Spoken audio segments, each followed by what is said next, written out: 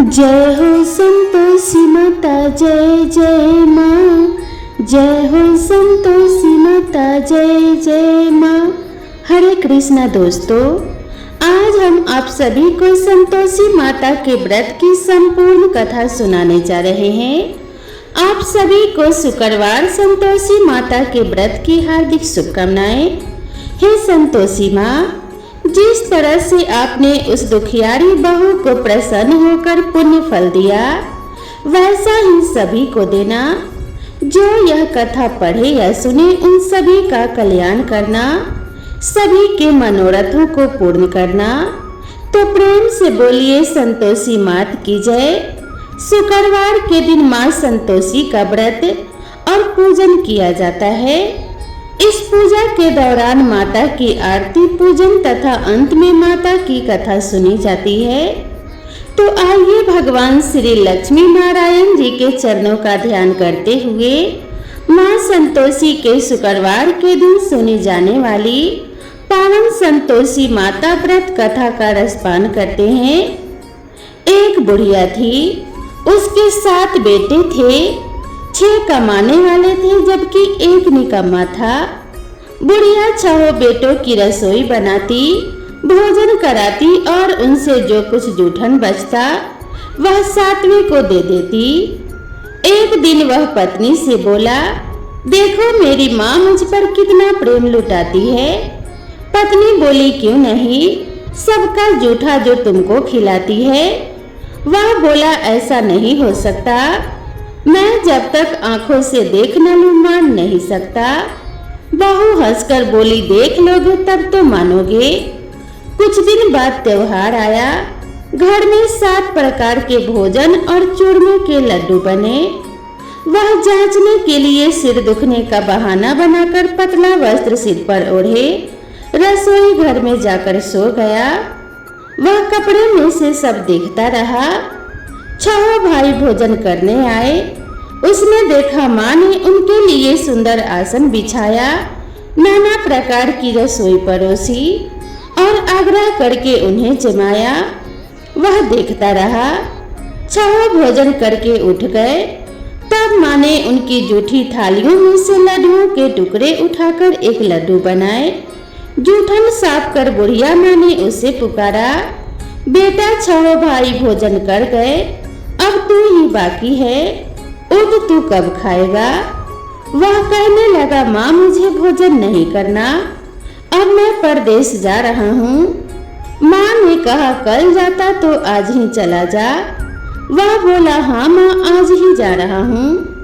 यह कहकर वह घर से निकल गया। बुढ़िया का 7वां बेटा जब परदेश जाने लगा तो चलते समय उसे अपने पत्नी की याद आ गई। वह गौशाला में कंडे यानी उपले थाप रही थी। वहां जाकर वह बोला, हम परदेश जावे, आवेंगे कुछ काल, तुम रहियो संतोष से धर्म अपनो पाल। वह बोली, जाओ पिया आनंद से हमारो सोच हटाए, राम भरोसे हम रहे ईश्वर तुम्हें सहाय। 2 निशानी आपन देख धरू मैं धीर, सुधी मति हमारी विसारियो, रखियो मन गंभीर। वह बोला, मेरे पास तो कुछ नहीं, यह अंगूठी है, सो ले लो और अपने कुछ निशाने मुझे दे दो। उसकी पत्नी बोली, मेरे पास क्या है, यह गोबर भरा हाथ है। यह कहकर उसकी पीठ पर गोबर के हाथ की थाप मार दी। वह चल दिया। चलते चलते दूर देश पहुंच गया। जब वह परदेश में पहुंचा तो वहां नौकरी की तलाश करने लगा। वहां एक साहूकार की दुकान थी।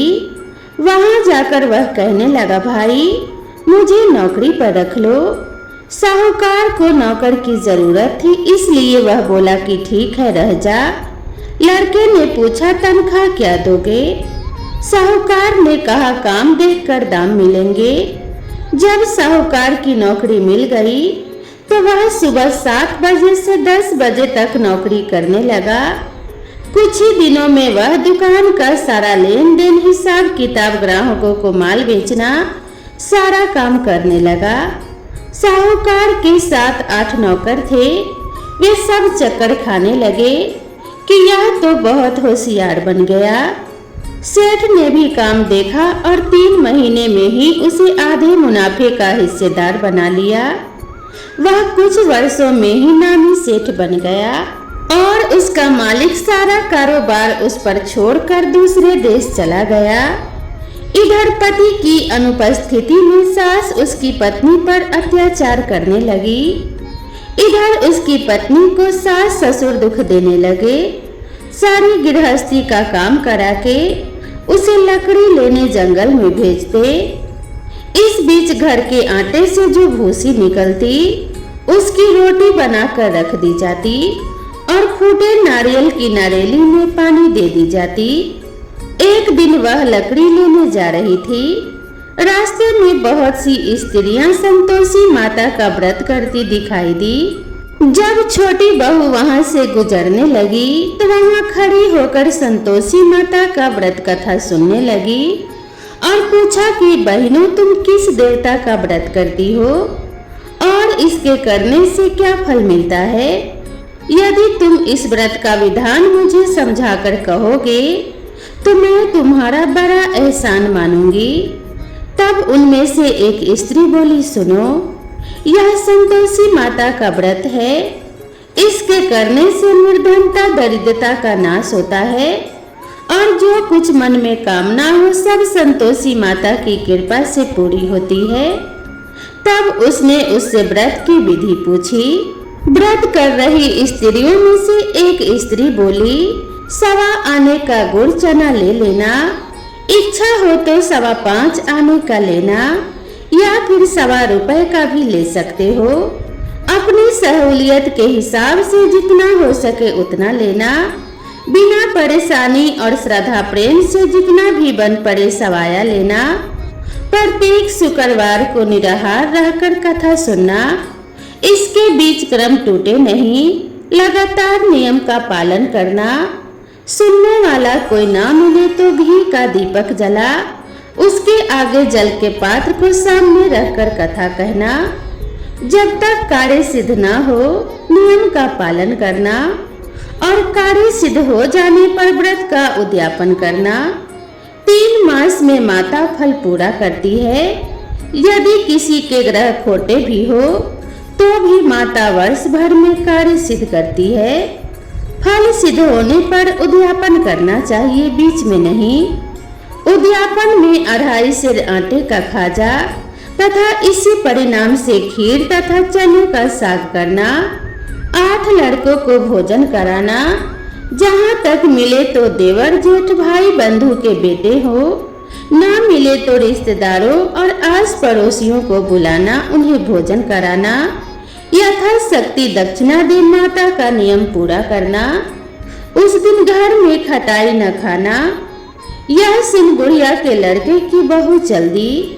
उसने मन ही मन प्रण किया कि वह भी संतोषी माता का व्रत करेगी। रास्ते में लकड़ी के बोझ को बेच दिया और उन पैसों से गुड़ चना ले माता के व्रत की तैयारी कर आगे चली और सामने मंदिर देखकर पूछने लगी, यह मंदिर किसका है? सभी लोग कहने लगे, संतोषी माता का मंदिर है। यह सुनकर माता के मंदिर में जाकर चरणों में लौटने लगी। दीन होकर विनती करने लगी, माँ, मैं निपट अज्ञानी हूँ, व्रत के कुछ भी नियम नहीं जानती। मैं दुखी हूँ हे माता, जगत जननी मेरा दुख दूर कर। मैं तेरी शरण में हूँ। माता को दया आई। एक शुक्रवार बीता कि दूसरे शुक्रवार को उसके पति का पत्र आया और तीसरे शुक्रवार को उसका भेजा हुआ पैसा आ पहुंचा। यह देख जेठ जेठानी मुंह सिकोड़ने लगे। लड़के ताने देने लगे। काकी के पास पत्र आने लगे, रुपया आने लगा। अब तो काकी की खातिर बढ़ेगी। बेचारी सरलता से बोली, भैया कागज आवे रुपया आवे, हम सब के लिए अच्छा है। ऐसा कहकर आंखों में आंसू भरकर संतोषी माता के मंदिर में आकर मातेश्वरी के चरणों में गिरकर रोने लगी। माँ, मैंने तुमसे पैसा कब मांगा है? मुझे पैसे से क्या काम है? मुझे तो अपने सुहाग से काम है। मैं तो अपने स्वामी के दर्शन मांगती हूँ। तब माता ने प्रसन्न होकर कहा, जा बेटी, तेरा स्वामी आएगा। यह सुनकर खुशी से बावली होकर घर में जाकर काम करने लगी। अब संतोषी माता विचार करने लगी, इस भोली पुत्री को मैंने कह तो दिया कि तेरा पति आएगा, लेकिन आएगा कैसे? वह तो इसे स्वप्न में भी याद नहीं करता। उसे याद दिलाने को मुझे ही जाना पड़ेगा। इस तरह संतोषी माता उस बुढ़िया के बेटे के पास जाकर स्वप्न में प्रकट होकर कहने लगी, साहूकार के बेटे सो रहा है या जागता है? वह कहने लगा, माता, सोता भी नहीं और जागता भी नहीं हूँ, कहो क्या आज्ञा है? संतोषी माता कहने लगी, तेरे घर बार कुछ है कि नहीं? वह बोला, मेरे पास सब कुछ है, माँ बाप है, बहू है, क्या कमी है? माँ बोली, भोले पुत्र, तेरी बहू घोर कष्ट उठा रही है। तेरे माँ बाप उसे परेशानी दे रहे हैं। वह तेरे लिए तरस रही है, तू उसकी सुध ले। वह बोला, हाँ माता जी, यह तो मुझे मालूम है, परंतु जाऊं तो कैसे जाऊं?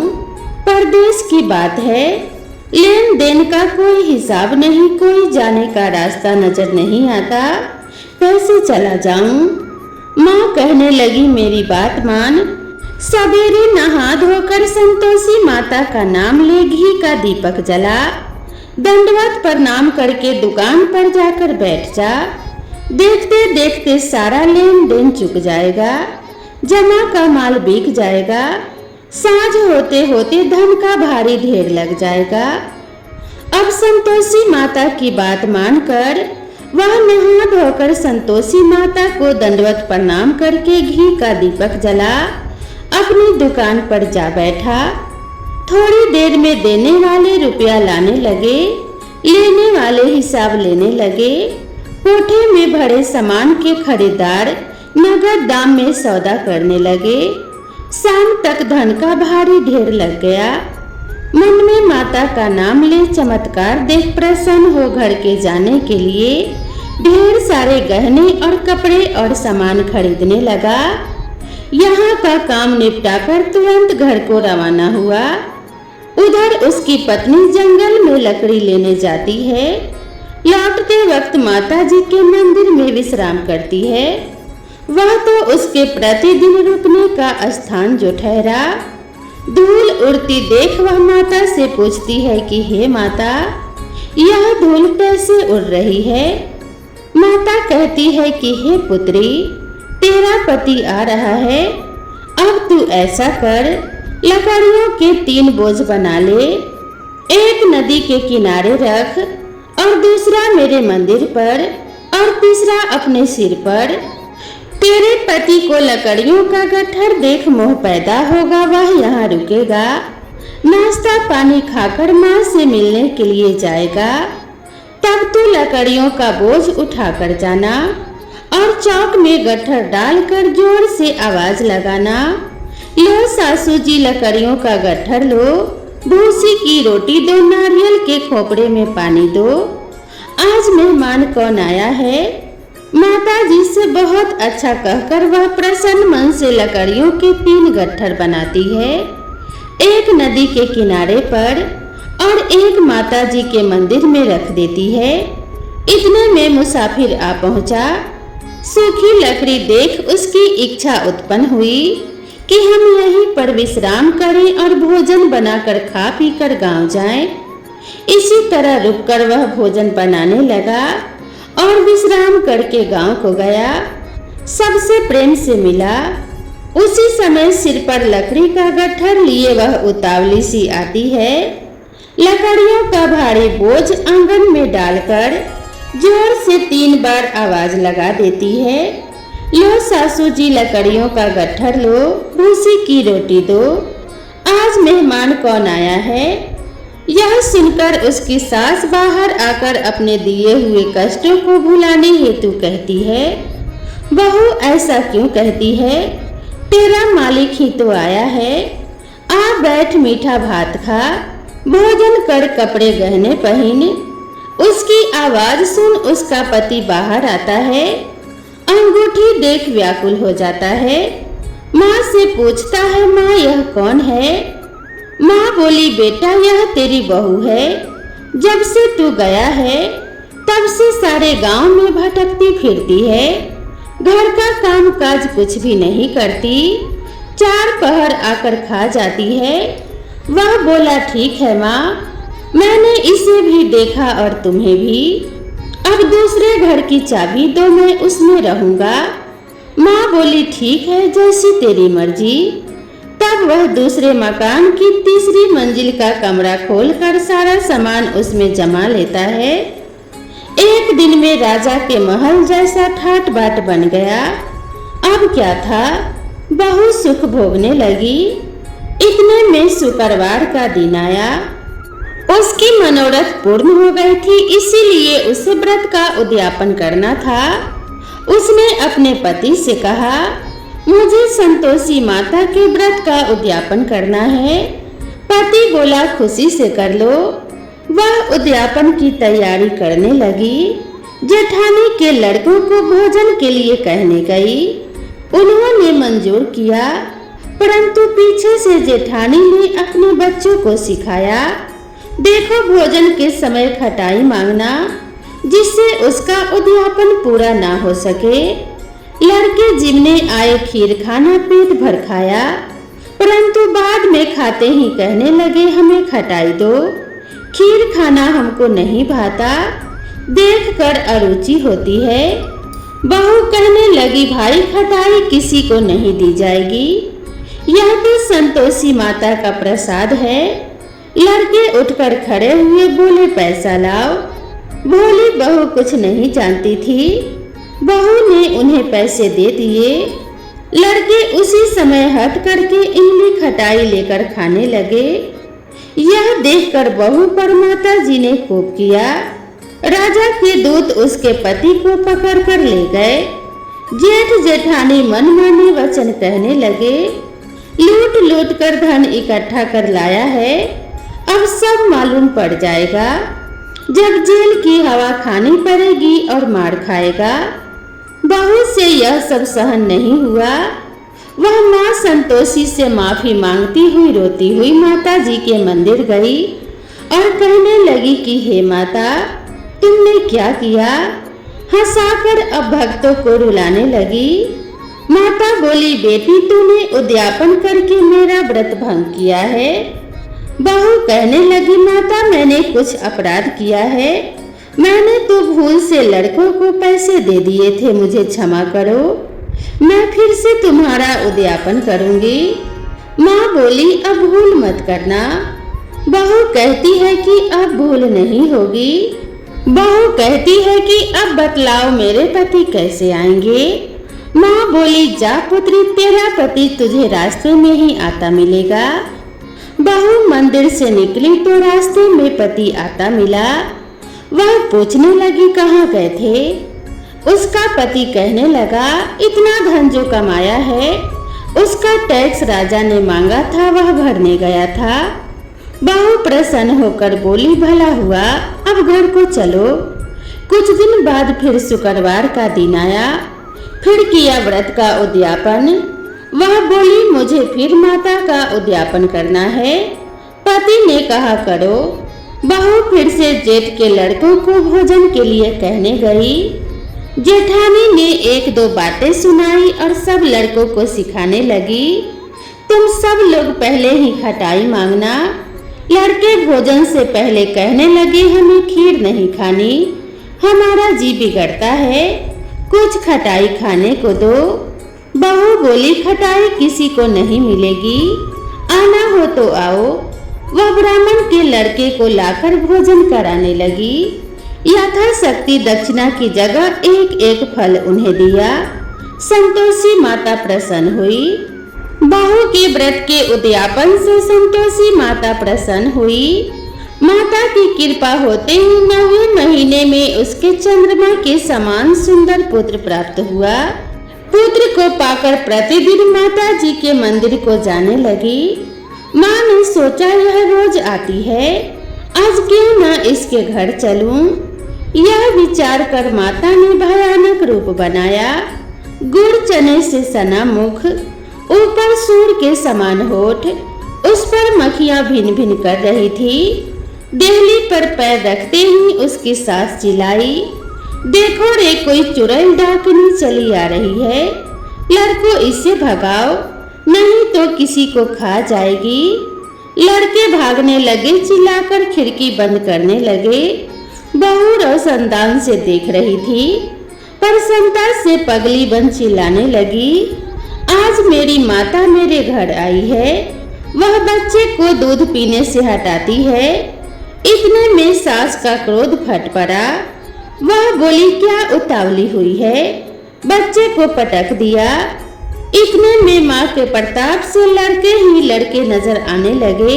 बहू बोली, माँ, मैं जिनका व्रत करती हूँ वह यही संतोषी माता है। सबने माता जी के चरण पकड़ लिए और विनती करके कहने लगी कि हे माता, हम मूर्ख हैं, अज्ञानी हैं, तुम्हारे व्रत की विधि हम नहीं जानते। व्रत को भंग कर हमने बड़ा अपराध किया है। जग माता, आप हमारा अपराध क्षमा करो। इस प्रकार माता प्रसन्न हुई।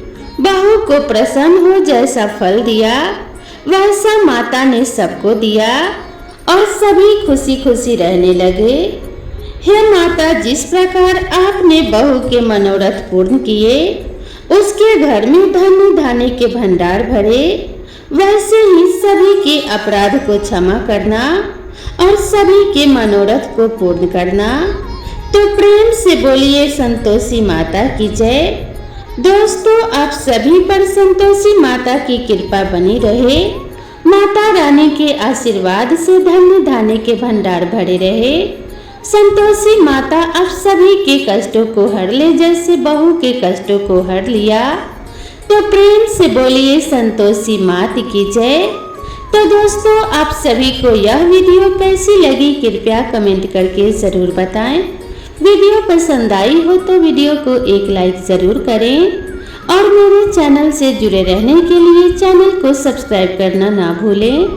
तो मिलते हैं इसी तरह की नेक्स्ट वीडियो में, तब तक के लिए राधे राधे।